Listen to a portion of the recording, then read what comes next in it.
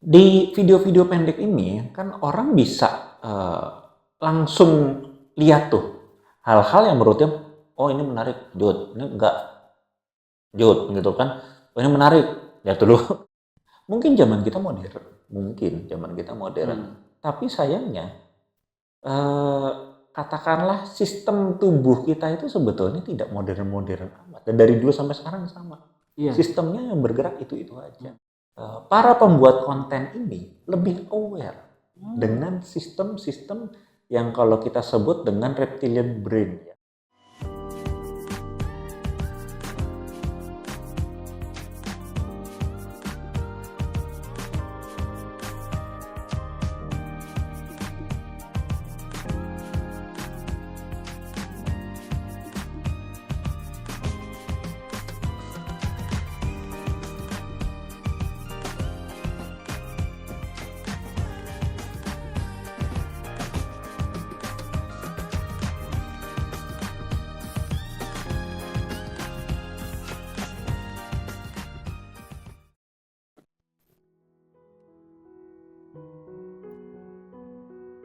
Halo keluarga Sayaga, berjumpa kembali di Sayaga Hipnoterapi Video Podcast. Di episode kali ini, saya akan ditemani oleh sahabat saya, seorang dokter, ya sudah biasa tampil di video podcast ini. Kita sambut Dr. Hera Gustianto Ali Murni atau biasa akrab dipanggil dengan sebutan Dr. Anto. Silakan dok. Oke, terima Silakan kasih duduk. Kang Iman. Apa kabar? Baik dok, silakan. Tuh, Gimana nih dok? senang sekali bisa Senang bergabung kembali di video podcast kali ini. Oke. Untuk di episode kali ini, para kewargian Sayaga, saya juga tidak tahu nih apa yang akan menjadi pembahasan dari Dr. Anto. Kita tanya saja langsung ke Dr. Anto. Apa sekarang nih dok untuk episode kali ini? Saya tertarik ya karena kemarin beberapa waktu yang lalu kan kita pernah membahas di video podcast ya saya dengan Kang Iman tentang kasus porno aksi nih. Betul. Nah, semenjak dari itu memang saya mencari berbagai literatur ya, ya dari video YouTube ada, dari buku yang saya baca tentang pengaruhnya sendiri ya terhadap katakanlah mentalitas remaja bahkan sampai ke perkembangan karena kemarin sempat dibahas ya ke perkembangan otak kita bagaimana. Nah, itu Betul. yang kelihatannya memang harus saya sampaikan juga nih supaya kadang kan orang ya apa sih udah cuma nonton gitu doang ya udahlah lah itu mah kenakalan remaja biasa Iya, gitu iya, kan iya. nanti juga hilang sendiri Betul. dan lain-lain. Nah, tapi ternyata tidak semudah itu atau katakanlah tidak sesederhana itu yang ya saya melihat ternyata di sekarang ya sudah agak naik tingkat kerusakannya. Nah, dok, tadi saya dengar dari Dr. Anto membaca beberapa literatur dan sebagainya. Nah, dengan ya kalau kewargian semua nonton episode sebelumnya tentang porno aksi, mungkin Dr. Anto juga bisa mengelaborasi nih dengan beberapa literatur yang tadi Dr. Anto sudah sebutkan.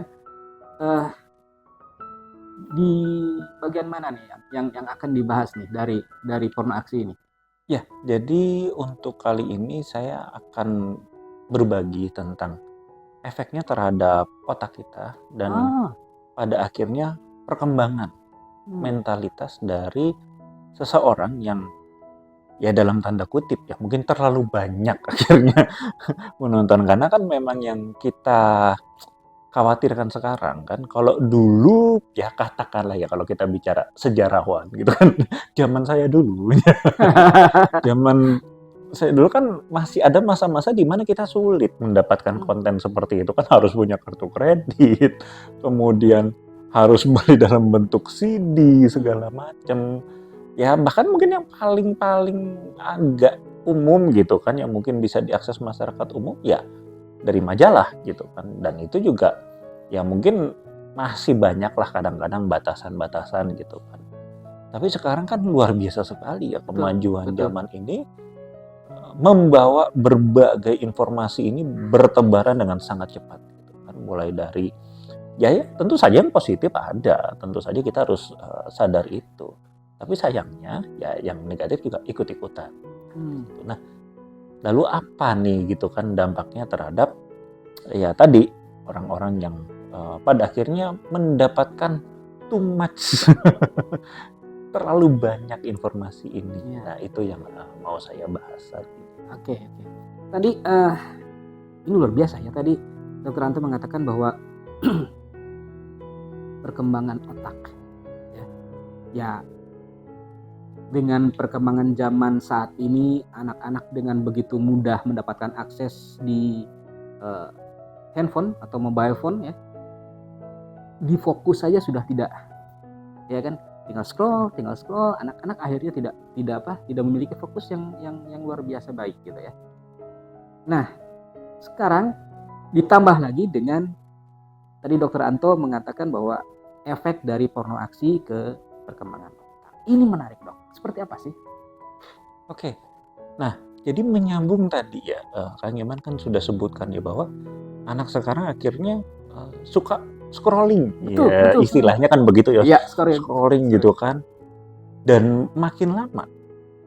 Kan kalau dulu ya katakanlah durasi sebuah video atau informasi itu kan ya katakan bisa sampai minimal aja itu mungkin setengah jam atau 30 menit lebih gitu kan, bahkan 15 menit aja jarang. Nah, di video-video pendek ini kan orang bisa langsung lihat tuh hal-hal yang menurutnya oh ini menarik, lanjut, ini enggak, lanjut gitu kan, oh ini menarik, lihat dulu, oh ini enggak, nah tapi sayangnya ya saya selalu bilang mungkin zaman kita modern, tapi sayangnya katakanlah sistem tubuh kita itu sebetulnya tidak modern-modern amat. Dan dari dulu sampai sekarang sama. Iya. Sistemnya yang bergerak itu aja. Nah, hanya saja sekarang para pembuat konten ini lebih aware dengan sistem-sistem yang kalau kita sebut dengan reptilian brain ya. Kalau kita lihat konten-konten, sebetulnya apa sih konten-konten yang dalam tanda kutip ini menarik atau bahkan banyak ditonton gitu kan? Nggak jauh-jauh. Satu, konten makanan kan? Iya. Orang seneng banget apalagi kalau udah lihat makanannya bertumpuk banyak. Nah, ya seperti itu kan. Pertama kan konten makanan ya. Nah, kedua kan biasanya ya itu tadi nggak jauh-jauh ya konten-konten ya yang porno tadi ya, karena tadi sistem dasar manusia itu mencari itu kan, makanan, kemudian katakan reproduksi ya, pokoknya segala hal yang berkaitan dengan reproduksi, berkembang biak ya, kemudian juga ada naluri buasnya, perkelahian. Nah makanya kan kita senang banget tuh ya nonton yang perkelahian ya, gitu, berbau kekerasan ya Dok. Iya, dan bahkan sinetron kalau nggak ada berantemnya kan ya, siapa yang mau nonton? Nggak laku ya. Iya, harus ada tokoh jahatnya kan, entah emaknya, entah orang tuanya, entah neneknya. Ya, itu kan harus ada gitu kan. Nah, jadi kan ya kalau kebutuhan dasar manusia kan pada dasarnya ya ada 5 itu ya. Ada fight, flight, kemudian freeze, kemudian juga food, dan nah ini kan sebetulnya, sorry tadi saya agak sensor sedikit ya. Oke, nanti saya kasih. Tapi ya intinya adalah berhubungan dengan perkembangbiakan itu tadi ya. Nah, itu adalah sebetulnya respon dari manusia yang memang akhirnya banyak tekanan dari lingkungan ini kan. Akhirnya dia nyarinya kan cara dia fight, flight, freeze atau diam gitu kan. Kemudian juga tadi makanan, kemudian juga ya itu tadi. Ya itu kan pelepasan stres. Memang biasanya dilakukan secara fisikly kan, antara berantem, kabur, diam, tapi pada akhirnya dengan adanya konten itu, ya konten itu juga yang gampang masuk karena itulah yang dia cari. Dalam artian relate ya Dok ya? Relate sekali tadi kan. Wah, ya, stres nih udah mukbang. Wah, makanya kan aneh gitu kan. Lah yang makan dia gitu kan. Yang dapat duit dia. Kok kita yang seneng? Ya mungkin nontonnya, mungkin kawan juga ada yang nontonnya dia sambil makan gitu. Yang satu makannya banyak, mewah, yang satu hanya mie instan. Dia imajinasinya makanan yang luar biasa mewah, dia makannya mie instan. Biasakan berbagai rasa kan. Betul, minimal secara emosional dapat gitu. Iya. Nggak jauh beda sama yang tadi ya, cium-cium ayam goreng tapi makannya singkong ya, masih lumayan lah gitu kan, ada bau-baunya gitu kan. Kembali lagi, ketika dia sudah mendapatkan tadi ini ya, jadi pelepasan stresnya, ini kan ada hormon yang dihasilkan, yaitu dopamin. Dopamin, jadi itu hormon yang akan membuat dia merasa lebih baik, gitu kan. Ya ini sih sebetulnya yang paling fatal ya. Walaupun dia tidak stres dan dia tidak katakanlah tadi ya, akhirnya sampai timbul respon stresnya tadi yang fight, flight dan lainnya, memang pada dasarnya itu kan juga menyenangkan untuk dia. Karena kembali lagi tadi berkaitan juga dengan kebutuhan dasar manusia ya, makan, minum, kemudian tadi berhubungan dan lain-lain kan juga berhubungan. Nah makanya dopamin, sistem dopamin ini sekarang sangat mudah sekali mendapatkan tadi responnya. Kalau dulu kan ya bisa dibayangkan, kembali lagi ini sejarawan ya. Ini jangan sampai nanti jadi konten sejarah ini ya. Dulu orang ketemu TV aja udah syukur gitu kan. Betul. Apalagi sampai ketemu film gitu kan. Baca juga belum banyak bacaan gitu kan. Jadi sehingga mereka ya sistem dopaminnya masih ya so-so gitu kan. Kadang dapat, kadang enggak. Tapi tadi contoh yang paling bagus adalah scrolling. Scrolling itu kan ketika dia menemukan sesuatu yang menurut dia relate, membuat dia senang, itu saja sudah memacu sistem dopaminnya naik. Kemudian sayangnya dopamin ini juga punya efek istilahnya negatif feedback ya. Jadi feedback negatif. Jadi begitu dia sudah nonton, dia akan bosan. Akhirnya dopaminnya kan turun tuh. Nah, dia akan cari lagi, tang, ketemu lagi nih, naik lagi, terus tapi ya lama-lama akhirnya bosan. Nah karena itu kan sekarang dibuatlah video-video pendek-pendek itu kan. Akhirnya cari lagi, nonton bosan, itu terulang sekian kali kan, bahkan mungkin sekian ratus kali dalam waktu sehari. Ini adalah kasus yang tidak pernah ada kan di zaman dulu itu tadi. Betul. Katakanlah kita nonton film kartun kesukaan kita aja minimal harus nunggu seminggu lagi. Betul.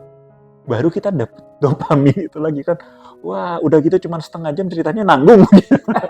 Jadi selain dopamin, adrenalin kan, emosi. Iya, betul ya. Ya, tapi dalam artian itulah kadar-kadarnya masih terkendali. Betul. Karena apa itu tadi? Ada jeda waktu yang cukup panjang. Tapi sekarang dengan tadi mudahnya informasi ini beredar, ya bahkan kalau dalam remaja kan ada istilah binge ya, jadi dia kumpulin dulu episodenya, apalagi Korea tuh habis itu bertapa 3 hari 3 malam tuh nonton, habisin episode semua sampai tamat. Iya. Nah itulah yang akhirnya membuat dia tidak pernah merasakan perjuangan atau tadi belajar kesabaran, nunggu. Nah inilah yang akhirnya saya bilang tadi berbahaya untuk perkembangan. Karena satu, dia mendapatkan sesuatu terlalu mudah. Kedua, dia akhirnya kehilangan kalau yang kita sebut dengan resiliensi. Yaitu ketahanan terhadap perjuangan. Daya juang ya? Iya, daya juang. Nah, ya sebetulnya masih banyak sih. Cuman ya mungkin saya akan fokus terhadap yang 2 ini aja ya. Bahwa ketika dia tadi terlalu mendapatkan sesuatu dengan mudah, pasti dia akan mengorbankan resiliensinya. Dia nggak akan punya kesabaran untuk berjuang. Dan lebih parahnya lagi, ketika dopamin ini sistemnya sudah jenuh, karena tadi kan dirangsang turun. Yang tadinya itu memakan waktu, ya harusnya tadi kita nonton film seminggu kemudian, baru sistem ini aktif lagi. Ini kan nggak sehari, ratusan kali mungkin, atau bahkan yang pada fase kronisnya mungkin udah 1000-an kali. Ini akan menyebabkan kita justru jadi lebih mudah depresi. Lebih mudah depresi ya? Tentu. Makanya kan banyak sekali anak sekarang yang gak dikasih ngamuk, tantrum, betul. Kan? Ya karena ini tadi sistemnya sudah terbiasa tadi kan mendapatkan yang enak-enak. Tiba-tiba di stop begitu saja. Ya itu udah hampir sama dengan kita orang lagi kecanduan tiba-tiba kita tarik. Ya pasti ada fase-fase di mana dia nagih. Betul. Nah, Sakau ya. sakau kalau dalam istilah kecanduan sakau. Nah makanya inilah yang harusnya menjadi concern untuk kita bahwa ya itu bukan kenakalan remaja biasa. Ini bisa merusak sampai ke masa depannya secara fisik. Jadi memang ada kimiawi yang juga berubah. Betul. Yang akhirnya juga mempengaruhi mental dia di masa depan. Nah ini yang banyak orang tidak berpikir. Karena kembali lagi berbeda. Dulu dia susah dapetin itu. Ya katakan itu tadi, dapat juga mungkin. Ya katakanlah itu tadi, dapat sumber pornografi dari temannya atau apanya. Tapi kan jangka waktunya lama. Ya kalau tahun 80-an ya, karena saya dibesarkan masa kecil di tahun 80-an, satu-satunya hiburan adalah 2 kali. Ya. 17 Agustus. Ya. Ada layar tancap, Dok. Ya. Ada layar tancap itu di lapangan RW itu biasanya. Dan yang kedua adalah G30 SPKI. Itu aja hiburan ya. Itu hiburan. Ada masa itu. Seperti yang Dokter Anto bilang tadi kan, kita butuh sesuatu yang fight dan sebagainya. Di film-film itu kan luar biasa. Ya, keluar ya. Ketika film yang di layar tancap itu kan biasa lah ya, ada Barry Prima ya, Advent Bangun atau George Rudy yang ya filmnya juga tentang perkelahian kekerasan kan. Ya, bagi Anda tadi yang mendengar Barry Prima, Advent Bangun dan tidak tahu, berarti Anda muda. Kalau Anda tahu berarti Anda tua ya. tidak perlu bingung ya. Jadi ya itu adalah bahasan kami. Oke. Tadi menarik tuh. Tadi menarik perkembangan teknologi yang scrolling dan sebagainya. Apalagi tadi ya ini expertise-nya Dr. Anto ya di medis ya tentang dopamin dan apa sebagainya. Kita kembali ke porno aksi ini. Porno aksi ini seperti yang sudah dibahas episode sebelumnya, ini kan luar biasa ya.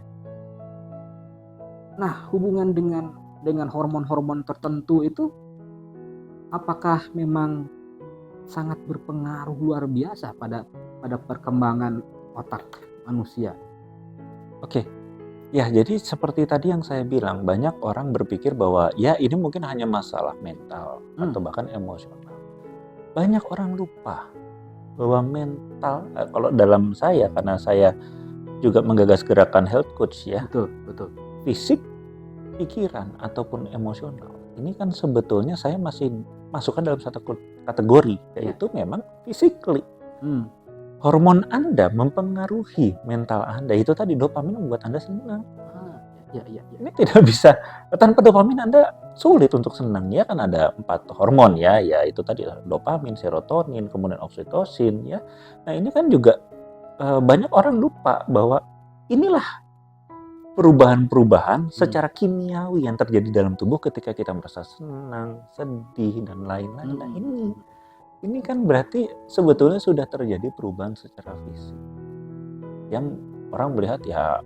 Ini kan memang ini aja, orangnya aja baperan gitu kan, bisa kadang-kadang bilangnya ya, seolah-olah dia mengatakan baperan itu tidak ada hubungannya dengan fisik dia, tidak. Dan secara fisik ada perubahan kimiawi.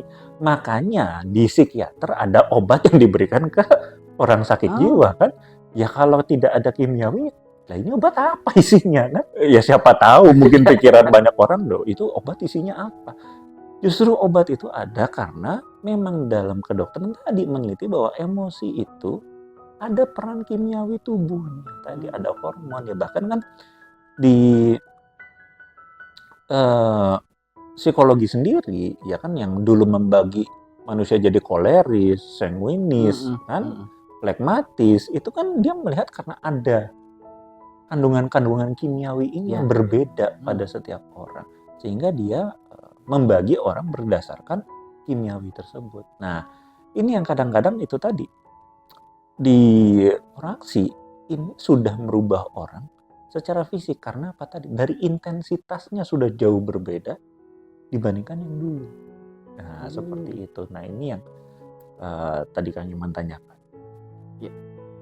Nah, kalau teman-teman semua tadi mendengar apa yang dikatakan Dokter Anto, ya itulah istilah-istilah, ada beberapa istilah psikologi, ada juga istilah-istilah medis. Ya karena beliau adalah dokter, jadi luar biasa kalau beliau sedang menjelaskan tentang masalah medis, luar biasa. Saya juga, walaupun saya seorang hipnoterapis yang mengenal psikologi, tapi masalah medis beliau ya. Oke, Dok. Terakhir nih, apa yang Dokter Anto ingin sampaikan pada kawargian semua yang nonton YouTube ini? Apa yang ingin Dokter Anto sampaikan sebagai terakhir? Oke. Nah, jadi seperti yang tadi saya sampaikan bahwa ya bukan kebetulan juga beberapa kasus terakhir yang saya tangani ini untuk saat ini kan memang banyak antara hubungan anak dengan orang tua. Ya. Dan ya kembali lagi sangat disayangkan bahwa selalu saja ada kata-kata anak saya ini kalau nggak dikasih HP itu ribut. Ya bahkan katakanlah dalam tanda kutip ngamuk lah segala macam ya gitu. Tantrum ya. Tantrum. Dan yang harus saya sampaikan usianya bukan lagi usia anak-anak. Ini sudah 17 ke atas.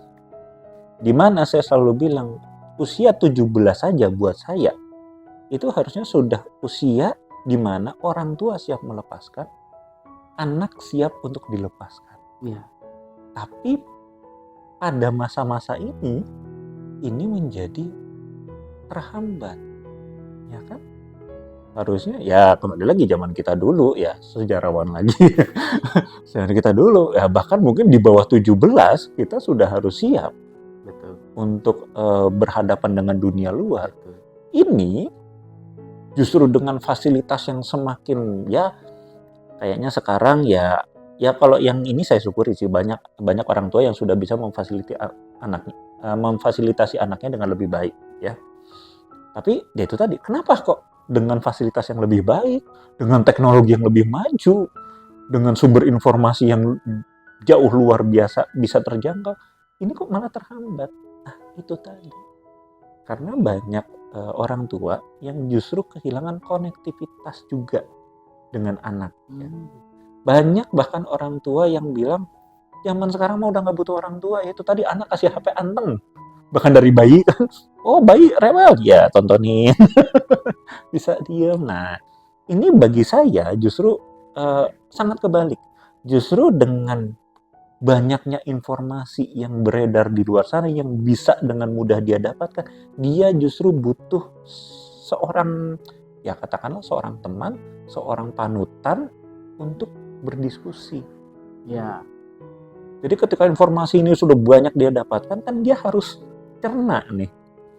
Nah sayangnya itu tadi otak dia memang secara psikologis kan perkembangannya ya butuh banyak ya katakanlah panutan tadi itu, butuh banyak diskusi. Jadi kalau dia tidak ada tempat diskusi ya dia akan larut sendiri. Dalam informasi tersebut dia akan larut sendiri dan akhirnya ya dia akan mengambil kesimpulan sendiri. Yang lebih banyak lagi tadi banyak informasinya akhirnya turut juga mengubah sistem kimiawi tubuhnya. Dan ketika tiba-tiba informasi ataupun fasilitas ini diambil, semua terlambat ya. Nah, hati-hati. Anda sedang mengambil hidupnya dia. Iya. Kenapa? Betul. Karena ini sudah menjadi akhirnya ini sudah menjadi kebutuhan dia. Iya. Mungkin secara fisik Anda tidak melihat dalam artian itu tadi apa nih yang berubah secara fisiknya, tapi tadi secara fisik kimiawinya berubah dan akhirnya dia punya kebutuhan emosional tersendiri terhadap tadi bahkan konten pornografi yang dia tonton. Ya, ini ada kebutuhan. Dan namanya kebutuhan tetap harus dipenuhi. Walaupun itu tadi ya tidak harus dengan cara itu. Ya, gitu. Tapi tetap harus dipenuhi. Nah, ini yang pesan saya ya kembali kita harus melihat masalah tidak hanya dari satu sisi, kita juga harus melihat dari katakanlah ya kalau kita mau bilang anak kita atau teman kita atau saudara kita yang terkena lah katakanlah kecanduan atau akhirnya kemelekatan dengan konten-konten yang mungkin bagi kita tidak bermanfaat ya bagi kita iya. Tapi bagi dia bisa saja itu adalah pemenuhan kebutuhan dia yang sangat dia butuhkan. Jadi kalau memang ini yang terjadi, jangan sungkan untuk datang juga ke profesional-profesional di bidang kesehatan mental ya. Anda bisa pakai, ya mungkin boleh ke psikolog, boleh ke hipnoterapi seperti kami. Tentu saja tergantung kepada masalahnya. Dan hati-hati jika tiba-tiba itu tadi kita ingin intervensi dengan cara kasar lah, katakan tanda kutipnya, langsung kita potong, langsung kita hentikan begitu saja. Nah ini justru potensinya sangat berbahaya. Ya mungkin itu yang saya sampaikan. Oke, terima kasih Dr. Anto. Ya, kawargian saya jika kawargian merasa bahwa konten di episode kali ini bermanfaat, silakan like dan subscribe. Bagi yang belum subscribe, silakan subscribe channel Sayaga Hipnoterapi. Jangan lupa kunjungi juga website resmi Sayaga Hipnoterapi di www.hipnoterapibandung.com untuk mendapatkan berbagai informasi mengenai hipnoterapi dan juga coaching maupun beberapa informasi lainnya, terutama dari sesi dan sebagainya.